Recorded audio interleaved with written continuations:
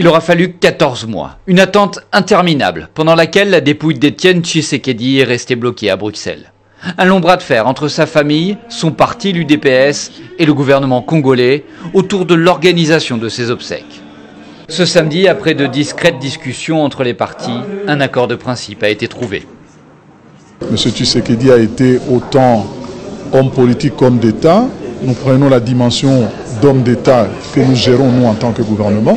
C'est un ancien Premier ministre. Nous avons décrété une trêve politique pour ne pas déranger. Vous savez, c'est un moment où on aurait dû observer des attitudes de recueillement. On perd un personnage d'une si haute importance. Il ne faut pas se hasarder à tenter la politisation. Le Trésor public va prendre en charge le financement des obsèques. Ancien Premier ministre, il aura droit à des hommages officiels et populaires. Sa dépouille sera exposée au Palais du Peuple pendant 48 heures avant d'être enterrée à Célé dans une concession familiale.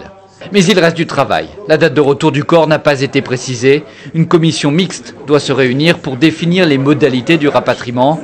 Du côté de sa famille politique, on ne crie pas encore victoire.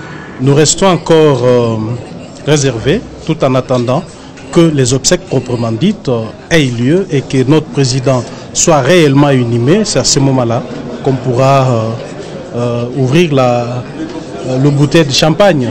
Mais pour l'instant, nous appelons les uns des autres à redoubler d'ardeur, à faire plus d'efforts pour qu'on arrive réellement aux obsèques proprement dites. Même dans l'au-delà, l'aura du sphinx de Limete rayonne. Pour une bonne application de cet accord, les partis ont décrété une trêve politique.